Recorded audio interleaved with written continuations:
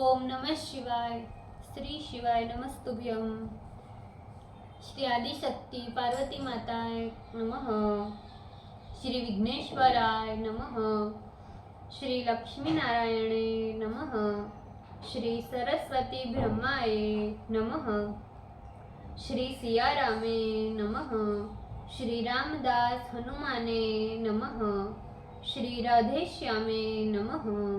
हे शिवजी, તમારી કૃપાથી હું આ શિવ પુરાણ વાંચી રહી છું અને મારી મમ્મી, બેન અને તમામ શ્રોતા શિવ પુરાણ સાંભળી રહ્યા છે।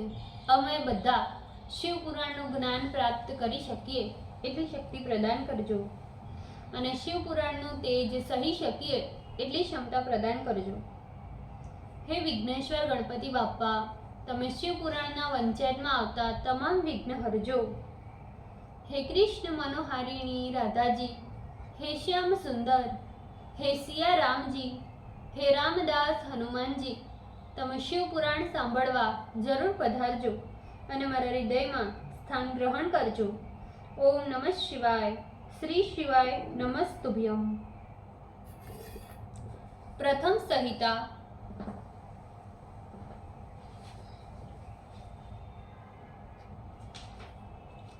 एकोनवीसो अध्याय, पेज नंबर 155। पार्थिव शिवलिंग पूजन महात्म्य और भस्म के प्रकार का कथन। ऋषिगण बोले, हे सूत, चिरकाल तक जियो, आप धन्य एवं शिव भक्त है। आपने शिवलिंग की महिमा एवं उसका पूजन का फल अच्छी प्रकार कहा। आपने प्रथम पार्थिव शिवलिंग की महिमा सर्वोत्कृष्ट कही है तथा जिसका वर्णन व्यास जी ने आपसे कहा है, हम लोग उसे सुनना चाहते हैं। सुत जी बोले, हे ऋषि गणों, अब आप सभी सुने। मैं आप लोगों की भक्ति तथा आदर से प्रसन्न होकर शिव जी के पार्थिव लिंग की महिमा कहता हूँ। उक्त प्रकार के कहे गए सभी लिंगों में पार्थिव लिंग सर्वश्रेष्ठ है। पार्थिव लिंग के पूजन से बहुत लोगों को सिद्धि प्राप्त हुई है। हे ब्राह्मणों, विष्णु, प्रजापति ब्रह्मा एवं ऋषिगण भी पार्थिव लिंग का पूजन कर अपना मनोरथ पूर्ण किए हैं। देवता, असुर, मनुष्य, गंधर्व, उरग, राक्षस आदि भी पार्थिव शिवलिंग के पूजन के प्रभाव से सिद्धि को प्राप्त हुए हैं। सत्य युग में रत्नलिंग, त्रेता युग में सुवर्णलिंग, द्वापर में पारेका लिंग और कलयुग में पार्थिव लिंग श्रेष्ठ कहा गया है। शिव की 8 मूर्तियों में पार्थिव मूर्ति सर्वश्रेष्ठ है।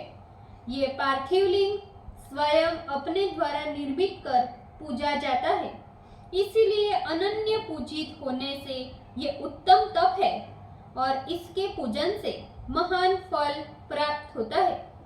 जिस प्रकार सभी देवताओं में महेश्वर ज्येष्ठ और श्रेष्ठ है, इसी प्रकार सभी लिंगों में पार्थिव लिंग श्रेष्ठ है। जिस प्रकार सभी नदियों में गंगा सर्वश्रेष्ठ है, इसी प्रकार सभी लिंगों में पार्थिव लिंग सर्वश्रेष्ठ है। जैसे सभी मंत्रों में ओमकार श्रेष्ठ है, उसी प्रकार सभी लिंगों में पार्थिव लिंग सर्वश्रेष्ठ है। जैसे सारे वर्णों में ब्राह्मण सर्वश्रेष्ठ है, इसी प्रकार सब लिंगों में पार्थिव लिंग सर्वश्रेष्ठ है। जैसे सब पुरियों में काशी श्रेष्ठ है, इसी प्रकार सब लिंगों में पार्थिव लिंग सर्वश्रेष्ठ है। जिस प्रकार व्रतों में शिवरात्रि व्रत श्रेष्ठ है, उसी प्रकार सब लिंगों में पार्थिव लिंग सर्वश्रेष्ठ है। जिस प्रकार सभी शक्तियों में शैवी पराशक्ति श्रेष्ठ है, उसी प्रकार सब लिंगों में पार्थिव लिंग सर्वश्रेष्ठ है। जो पार्थिव लिंग की पूजा कर पुनः किसी अन्य देव का पूजन करता है, उसकी वह पूजा एवं स्नान दानादि कृत्य व्यर्थ है। पार्थिव शिवलिंग का आराधन महापुण्यदायक, धन तथा आयु को बढ़ाता है, तुष्टि तथा पुष्टि और लक्ष्मी को देने वाला और कार्य को सिद्ध करने वाला है। भक्ति तथा श्रद्धा से युक्त हो यथा लब्धोपचारों से पार्थिव शिवलिंग की पूजा सभी प्रकार की कामनाओं को देने वाली है। जो शुद्ध वेदी पर पार्थिव लिंग बनाकर पूजा करता है वह इस लोक में धनवान श्रीमान होकर अंत में रुद्र को प्राप्त करता है। जो तीनों संध्याओं में शिवलिंग का निर्माण कर बिल्व पत्र से 10 अथवा 11 बार उसकी पूजा करता है उसका पुण्य फल सुनो। वह पुरुष इसी देह से रुद्र लोक को जाता है और उसके दर्शन एवं स्पर्श मात्र से सभी मनुष्यों के पाप दूर हो जाते हैं। वह ज्ञानी तथा जीवन मुक्त साक्षात शिव ही है, इसमें संदेह नहीं। उसके दर्शन मात्र से भोग तथा मुक्ति प्राप्त होती है, इसमें संदेह नहीं। जो पार्थिव लिंग बनाकर नित्य सकाम भावना से उसका पूजन करता है वह जीवन पर्यंत शिवलोक में जाता है। वह सुखपूर्वक अनंत काल तक शिवलोक में वास करता है, फिर इस लोक में आकर भारत खंड का राजा बनता है। जो कामना रहित हो शिवलिंग का पूजन करता है वह सदा सायुज्य प्राप्त कर शिवलोक में निवास करता है।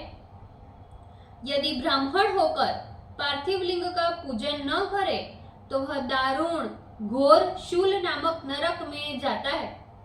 किसी विधि से मनोहर शिवलिंग का निर्माण करे, पंचसूत्र का विधान पार्थिव लिंग में न करे, अखंड शिवलिंग बनाना चाहिए।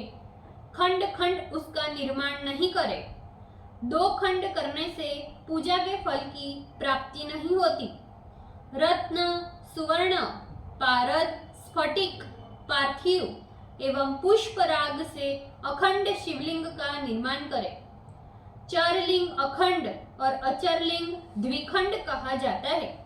इस प्रकार खंड तथा अखंड का विचार चर और अचर लिंग में करना चाहिए। वेदी महाविद्या है, महेश्वर देव शिवलिंग है, इस कारण स्थावर लिंग में द्विखंडता कही है। स्थावर लिंग 2 खंडों में विधान पूर्वक बनाना चाहिए। शिव सिद्धांत के जानने वालों ने जंगम लिंग को अखंड कहा है। जो लोग चर लिंग को अज्ञान से मोहित हो 2 खंडों में करते हैं वे मुनि लोग शिव सिद्धांत के ज्ञाता एवं शास्त्रों के जानकार नहीं है।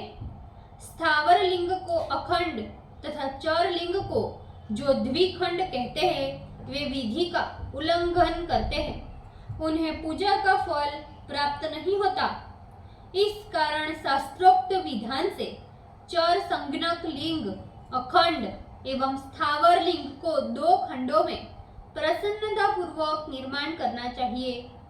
अखंड चर लिंग में की गई पूजा संपूर्ण फलदायी है और 2 खंडों में चर पूजा महाहानिप्रद है। अखंड स्थावर में की गई पूजा कामना तथा पूर्ण फल नहीं देती, किंतु उससे प्रायश्चित अवश्य होता है, ऐसा शास्त्रकारों का मत है। ओम नमः शिवाय। श्री शिवाय नमस्तुभ्यम। भूल चूक माफ करजो शिवजी, कृपा रखजो। આજના શિવપુરાણના વંચનનું પુણ્ય મને પ્રદાન કરજો શિવજી। ઓમ નમઃ શિવાય। શ્રી શિવાય નમસ્તુભ્યમ।